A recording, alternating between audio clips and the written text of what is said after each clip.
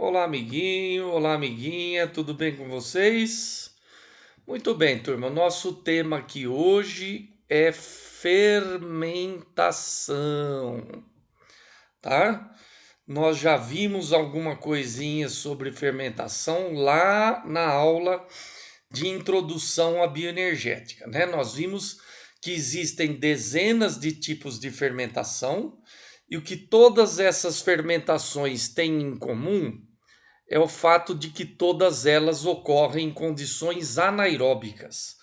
Todas elas ocorrem na ausência de oxigênio. E a fermentação, galera, também independe da mitocôndria, porque a fermentação ocorre integralmente no citosol, tá? Nós vimos dois tipos principais de fermentação, né? Fermentação alcoólica e fermentação lática.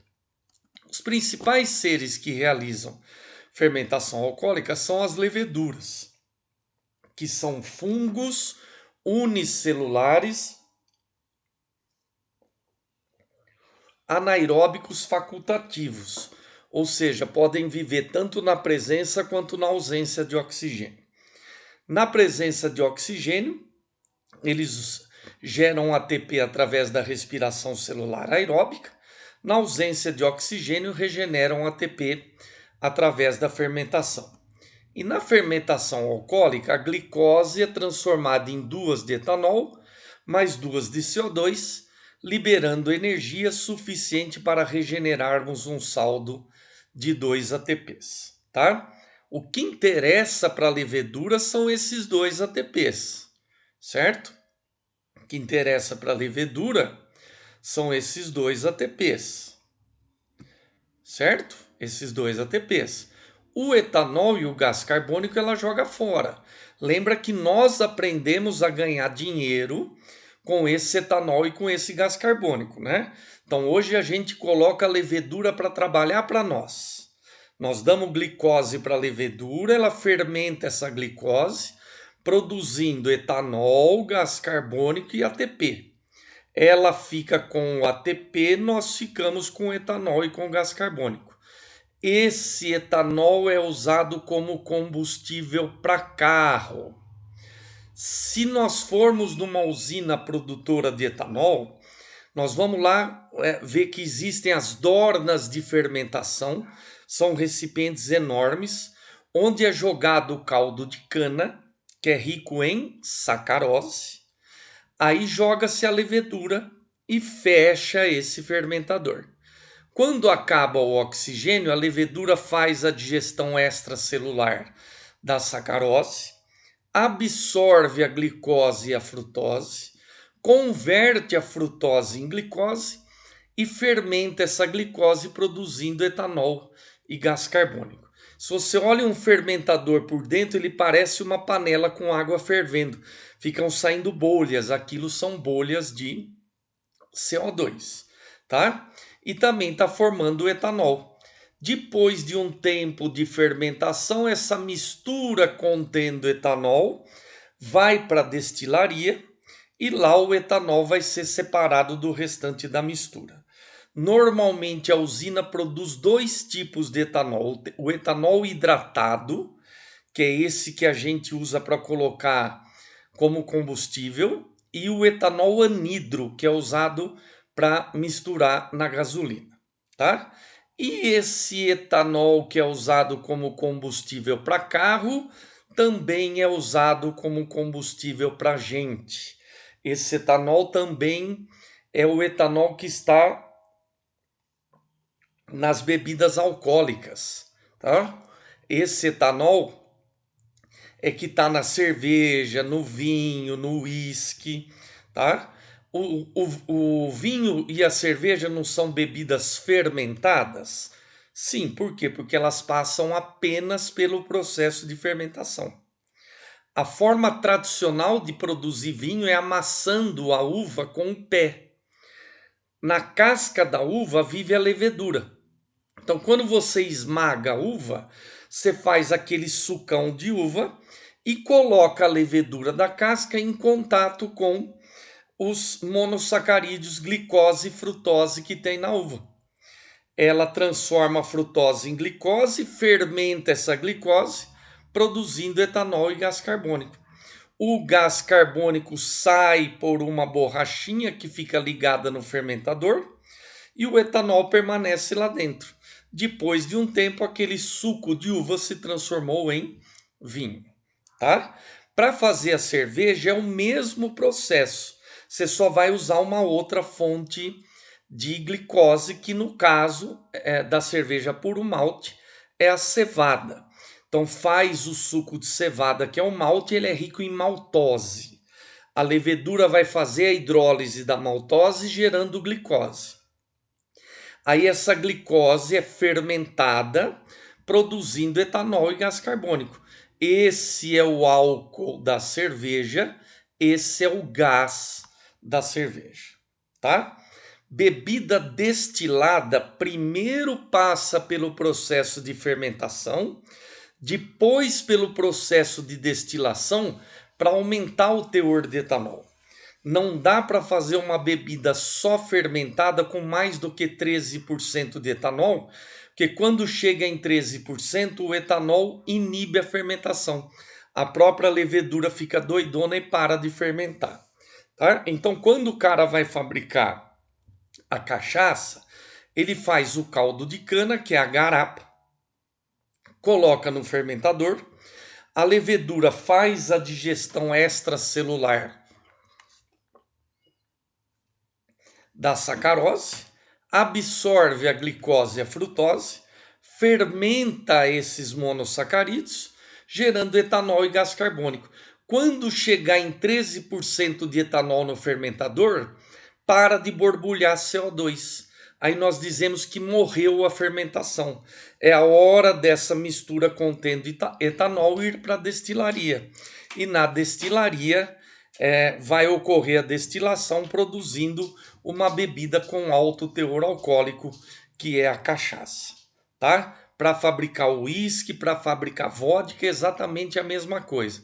Primeiro fermenta e depois destila para aumentar o teor de etanol. Tudo bem? Esse CO2 aqui, turma, é que faz a massa do pão crescer. Esse CO2 é usado na panificação. Na massa do pão vai farinha. A farinha é rica em amido e o amido é um polímero de glicoses. Aquele fermento de padaria, o fermento Fleischmann, aquilo lá é levedura viva. Então faz a massa, mistura o fermento no meio da massa e aquela levedura que fica dentro da massa fica sem oxigênio. Ela vai pegar as glicoses do amido da farinha, fermentar essas glicoses, produzindo etanol e gás carbônico. À medida que o gás carbônico vai se acumulando, a massa vai inchando. Quando nós cortamos o pão e no miolo do pão tem aquele monte de buraquinho, aquele monte de alvéolo, aquilo eram bolhas de CO2 que ficaram presas dentro da massa, tá? E o etanol? Alguém aí já ficou louco de pão? Nossa, acordei com uma ressaca de pão, hoje que não estou nem podendo ver pão na frente. Para onde vai o etanol? Ele evapora quando a massa vai para o forno. Antes da massa ir para o forno, ela é alcoólica. Cheira massa crua de pizza para você ver. Ela tem cheiro de etanol, certo? Normalmente, quando vai se fazer pão em casa, faz a massa, coloca o fermento, mistura, pega uma bolinha da massa e joga num copo com água, né? Gluf, a bolinha vai lá pro fundo do copo. Aí deixa a massa descansando a temperatura ambiente. Depois de um tempo, a bolinha sobe e boia. Quando a bolinha boiou, significa que a massa já cresceu. Por que a bolinha boia? Porque acumula gás carbônico dentro dela, ela fica menos densa que a água e acaba boiando. Beleza? Lembrando, se for usar fermento biológico, a massa tem que crescer antes de ir para o forno. Se for usar fermento químico, que é um sal que se decompõe a partir de uma certa temperatura, gerando CO2, aí a massa vai crescer dentro do forno. Usar fermento biológico, a massa cresce antes de ir para o forno. usar fermento químico, a massa vai crescer dentro do forno, tá? Nós fazemos fermentação alcoólica, turma? Não, né? Infelizmente, para quem gosta dos efeitos do etanol, porque se a gente fizesse fermentação alcoólica, para ficar bêbado era só ficar sem oxigênio, a gente produziria o nosso próprio etanol. Nós fazemos um outro tipo de fermentação, que é a fermentação lática.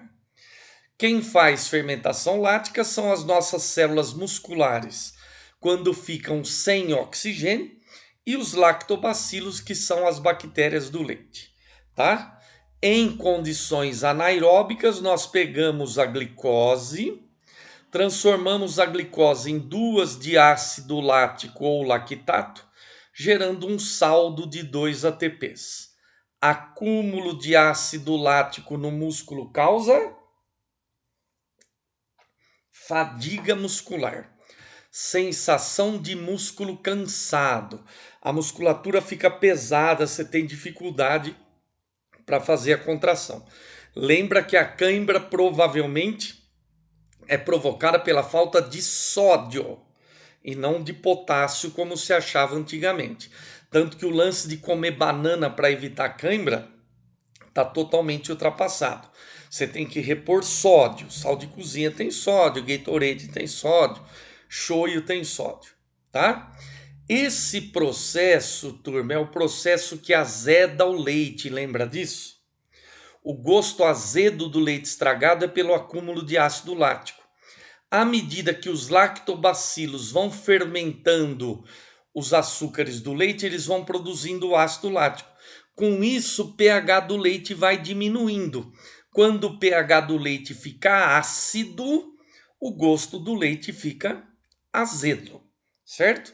Só que esse processo que azeda o leite também é usado na indústria para fabricação de coalhada, para fabricação de iogurte e para fabricação de queijo branco.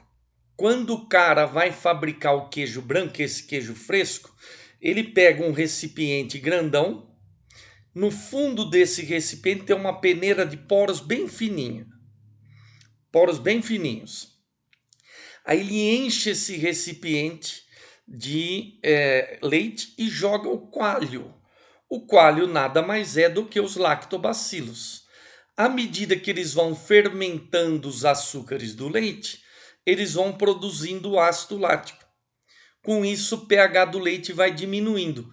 Quando o pH do leite fica ácido, a caseína, que é a proteína do leite, ela precipita, formam-se aglutinados brancos de caseína e eles precipitam e vão lá para o fundo do recipiente. Só que no fundo do recipiente tem aquela peneira. Depois de um tempo o cara levanta aquela peneira, tá cheio de aglutinado branco de caseína. É só compactar, esse é o queijo fresco. Praticamente proteína pura. Por isso que marombeiro come muito queijo fresco, né? É fonte de aminoácidos essenciais, tá? Outros queijos passam por outros tipos de fermentação. O queijo Roquefort, por exemplo, ele é produzido a partir da fermentação realizada pelo mesmo fungo que nos dá o chulé. Por isso que o queijo Roquefort tem cheiro de chulé. O queijo suíço é um tipo de fermentação que gera CO2. Por isso que ficam buracos no queijo suíço. Aquilo eram bolhas de CO2. Beleza? Tranquilo? Turma, o queijo branco é praticamente proteína pura. Queijo amarelo tem bastante gordura, tá? Quanto mais amarelo o queijo, mais gordura ele tem. Se você pegar o cheddar, por exemplo, ele é alaranjado, tá? Muita gordura. Cheddar você tem que comer desentupindo as coronárias do coração com um palito de dente. Aquilo é passaporte pro Instituto do Coração, beleza? Para vestibular, turma, isso aqui é o que você tem que ter na cabeça. Isso é o que mais cai. Os detalhes que nós vamos ver agora te ajudam a resolver um número muito pequeno de questões. Só que se você tiver numa carreira concorrida, como a medicina, por exemplo, isso pode fazer a diferença, tá? A fermentação, turma, na verdade é uma continuação da glicólise. Do consumo de glicose até a formação de piruvato, glicólise e fermentação são iguais. Então vamos lembrar aqui, ó. A glicose, que tem 6 carbonos, é transformada em 2 de piruvato, que tem 3 carbonos. No início aqui são consumidos 2 ATPs, mas no final são produzidos 4. Daí a fermentação gerar um saldo de 2 ATPs. E aqui saem 2 hidrogênios que são capturados por 2 NAD, formando 2 NADH. Se tivesse oxigênio, esses piruvatos entrariam na mitocôndria, gerariam acetil-CoA. Essa acetil-CoA entraria no ciclo de Krebs, que gera NADH e FADH2 para funcionar a cadeia respiratória. Como não tem O2, não funciona a cadeia. Não funcionando a cadeia, também não funciona o ciclo de Krebs. A quebra da glicose para por aqui. Por isso que o saldo de ATP de qualquer fermentação é sempre 2. E o que vai diferenciar uma fermentação da outra é o que vai acontecer com esses piruvatos. Se esses piruvatos forem transformados em etanol e gás carbônico, aí é fermentação alcoólica. Se eles forem transformados em ácido lático, fermentação lática. Se forem transformados em ácido butírico, fermentação butírica. Se forem transformados em ácido acético, fermentação acética. Tá? Ah, Fefa, mas por que a célula precisa transformar esses piruvatos numa outra molécula orgânica? Para consumir esses 2 NADH. O NADH é um potente agente redutor. O NADH é um potente doador de elétrons. Se a célula não consome esses NADH, eles se acumulam na célula e saem reduzindo moléculas que eles não deveriam reduzir, tá? Acredita-se que um dos problemas causados pelo consumo excessivo de etanol é que na transformação do etanol em ácido acético gera-se excesso de NADH. Esse excesso de NADH sairia doando elétrons para componentes da membrana, provocando lise das células do fígado, provocando a necrose das células do fígado, que culminaria com a cirrose hepática. Beleza? Então, dependendo do ser vivo, esse piruvato vai ser transformado numa outra molécula orgânica. Beleza? Se esses 2 piruvatos forem formados numa célula da levedura, eles vão seguir o caminho da fermentação alcoólica. Esses 2 piruvatos, que têm 3 carbonos cada um, vão ser transformados em 2 de etanol, que tem 2 carbonos. Piruvato tem 3 carbonos, etanol tem 2. Diminuiu o número de carbono? Sim, toda vez que diminui o número de carbono é porque aquela reação formou CO2. Como são 2 piruvatos gerando 2 etanol, nós vamos ter a formação de 2 CO2. Ó, começamos com glicose, terminamos com 2 de etanol mais 2 de CO2. Produzimos 4 ATPs, consumimos 2, geramos um saldo de 2 ATPs. Beleza? Perceba o seguinte: vinho doce tem uma graduação alcoólica menor, em torno de 10%. Por que o vinho é doce? Porque ele fermentou por pouco tempo. Então, na hora de fabricar o vinho, faz o suco de uva, que é rico em glicose. Se eu deixo fermentar por pouco tempo, sobra bastante glicose no vinho. Sobrando bastante glicose no vinho, o vinho fica doce.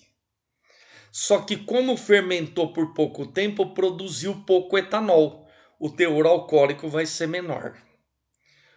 Um vinho seco, ele já tem uma graduação alcoólica em torno de 13%. Por quê? Porque fermentou mais tempo. Se fermentou mais tempo, consumiu mais glicose. Sobrou menos glicose no vinho, ele não fica doce, ele fica seco. E como fermentou por mais tempo, produziu mais etanol. O teor alcoólico fica maior. Beleza? Bactérias do gênero Acetobacter, moçada, são capazes de reagir esse etanol com o oxigênio, formando o ácido acético. E o ácido acético é o que nós conhecemos popularmente como vinagre. Esse processo de oxidação do etanol gerando o ácido acético é usado na produção de vinagre. Você já viu que no rótulo do vinagre está escrito vinagre de vinho branco, vinagre de vinho tinto, vinagre de maçã? Quando o cara vai fabricar o vinagre de vinho branco, ele faz o suco de uva verde, fermenta esse suco produzindo o vinho branco. Aí ele adiciona acetobacter e oxigênio. Ela oxida o etanol, transformando o etanol em ácido acético. E assim ela transforma o vinho branco em vinagre de vinho branco. Quando o cara vai fazer o vinagre de vinho tinto, ele pega e faz o suco de uva madura, aí gera, através da fermentação, o vinho tinto. Adiciona acetobacter, ela oxida o etanol e transforma o vinho tinto em vinagre de vinho tinto. O vinagre de maçã, galera, é feito a partir de uma bebida alcoólica chamada cidra, que é produzida a partir de suco de maçã. Então o cara faz o suco de maçã, fermenta e transforma em cidra. Aí ele adiciona acetobacter e oxigênio. A acetobacter oxida o etanol e transforma a cidra em vinagre de maçã. Se você deixar um vinho aberto durante muito tempo, ele naturalmente vira vinagre, porque entra oxigênio, no ar tem acetobacter, ela cai dentro do vinho e transforma o vinho em vinagre. Na adega não guarda o vinho deitado assim, ó, com a rolha para baixo, não é isso? Isso é para manter a rolha estufada, molhada e estufada. Com isso não entra oxigênio na garrafa. Se você mantiver o vinho em pé durante muito tempo, a rolha resseca, entra oxigênio na garrafa, ocorre a oxidação do etanol e o seu vinho se transforma em vinagre. Beleza, amiguinhos? Tudo bem? Se esses dois piruvatos forem formados numa célula nossa, eles vão seguir o caminho da fermentação lática, tá? Na fermentação lática, esses dois piruvatos são transformados em duas de ácido lático ou lactato, que também tem 3 carbonos. Como aqui não diminui o número de carbono, não tem formação de CO2. Mas para que as nossas células fazem isso? Para consumir esses dois na ADH. Beleza? Tudo bem? Turma, em termos de adaptação, para nós foi mais favorável fazer fermentação lática do que fazer fermentação alcoólica. Porque esse ácido lático produzido do músculo, ele vai para o sangue vai levar esse ácido lático para o fígado, e lá esse ácido lático vai ser transformado de novo em glicose. Nós conseguimos então transformar ácido lático em glicose, mas não conseguimos transformar etanol em glicose. Etanol a gente transforma em gordura. Por isso que quem bebe demais pode ficar com gordura no fígado, tá? Você já percebeu que quando tem um jogo de futebol no domingo e na segunda-feira mostra o treino do time, os titulares, eles estão ou na academia ou eles estão dando um trotinho do lado do campo, né? Aquela corridinha bem de leve, tá? Por quê? A ideia aí é que a circulação passando pela musculatura tire o ácido lático do músculo e esse ácido lático vá para o sangue. Esse sangue vai levar o ácido lático até o fígado, onde ele vai ser transformado em glicose de novo, tá? Esse é o processo de recuperação muscular, certo? Então, quando acaba o jogo, por exemplo, eles vão para uma banheira de hidromassagem. Isso é para manter a circulação na musculatura, para tirar o ácido lático de lá de dentro, jogar no sangue, o sangue levar para o fígado, tá? E isso também ajuda a relaxar a musculatura. Beleza, amiguinhos? Tudo bem? Então, bons estudos para vocês. Aquela paz, beijos e tchau.